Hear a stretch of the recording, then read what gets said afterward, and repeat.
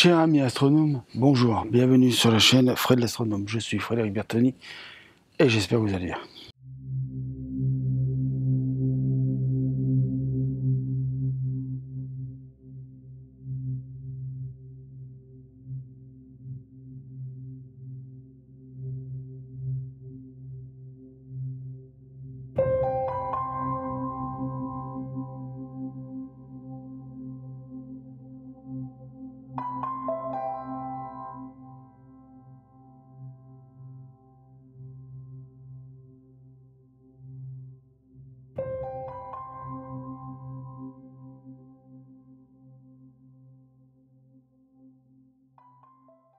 Voilà, je pense que vous le voyez sur la vidéo, j'ai sorti le gros bousin, donc le CPC 800 de chez Cestron, 203 mm de 1032 de focale.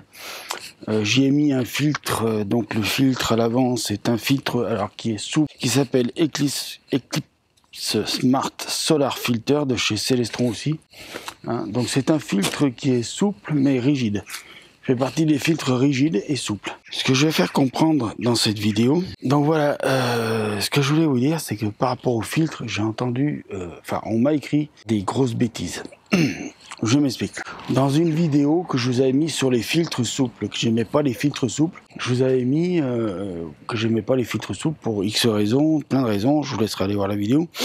Je vous la mettrai en lien dans la description, la vidéo. Et donc, j'avais mis donc un petit extrait d'une vidéo de quelqu'un qui est venu à la maison, pas dire ami, dommage, je peux plus dire ami, qui a retourné sa veste.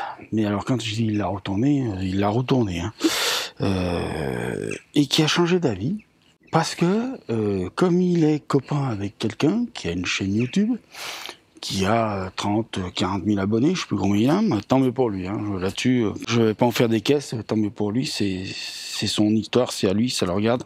Et qui m'a écrit un mail un jour, en me disant « Ouais, j'ai vu ta vidéo, moi je suis pas d'accord avec toi, les filtres souples, c'est meilleur que les filtres en verre, ça donne de meilleures images, patati patala. » Alors pour moi, le filtre souple, je vais pas vous l'interdire parce que c'est sûr qu'un filtre en verre, ça vaut très cher.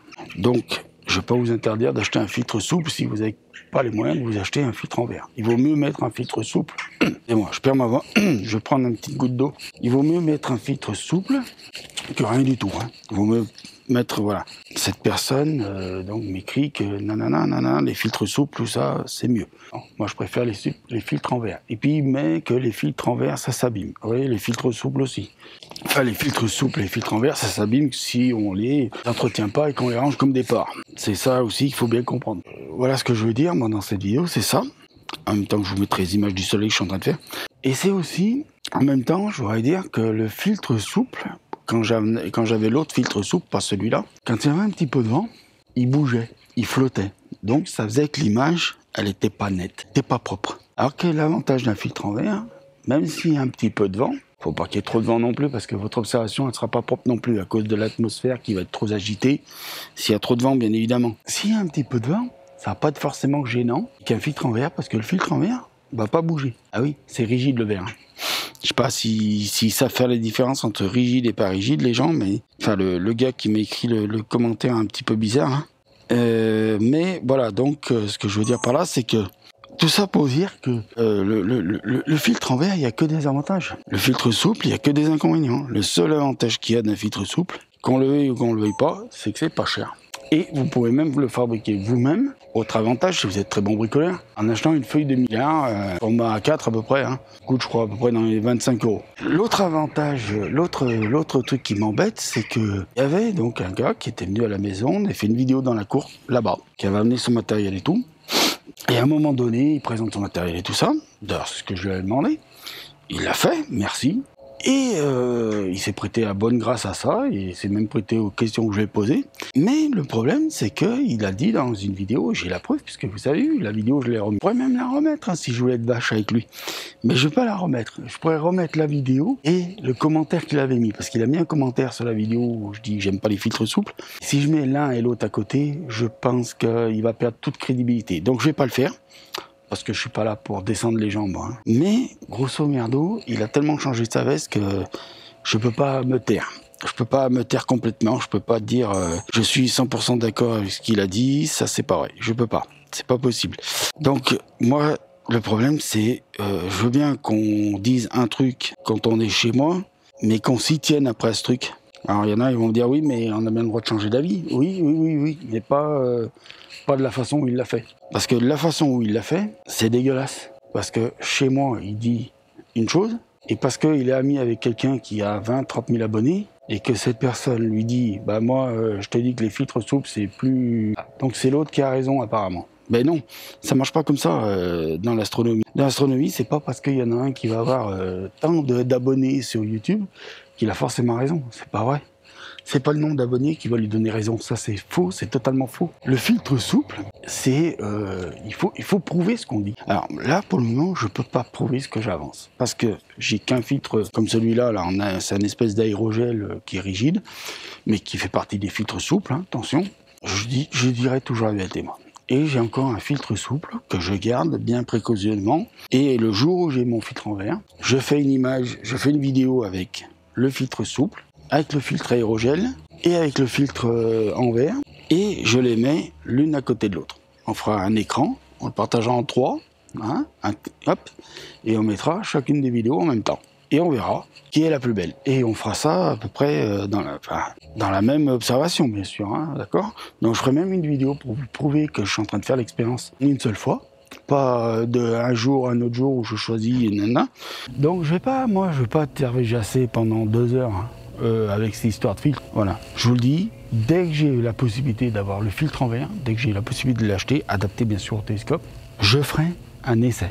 Je ferai un test, savoir lequel des filtres donne la meilleure image. Et bien sûr, j'essaierai de le faire dans les mêmes conditions, pas qu'aujourd'hui, parce que j'aurai pas les mêmes conditions aujourd'hui. J'essaierai de le faire dans les mêmes conditions, c'est-à-dire là, dans la même journée, dans la même vidéo. Je les ferai devant vous, je ferai une vidéo, ce qu'on appelle une vidéo fleuve, c'est-à-dire d'une seule séquence. Je ne vous montrerai pas, je ferai même pas de montage, je ne couperai rien.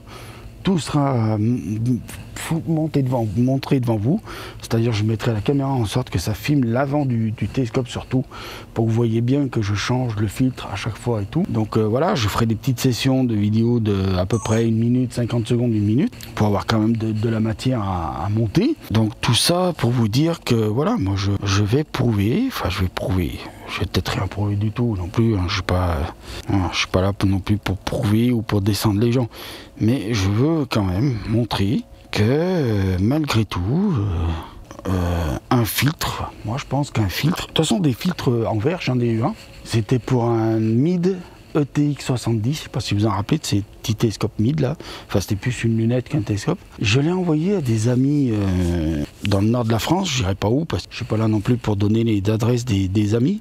Je leur ai envoyé et bon ils l'ont testé et voilà, et ils m'ont dit que ça faisait de belles images, voilà, et il a plus de 20 ans ce filtre, parce que je l'ai eu avant pour l'éclipse du soleil 99. Vous savez, en 99, quand on avait une éclipse de soleil, la lune était passée devant le soleil, et je l'avais déjà à cette époque-là. Donc voilà.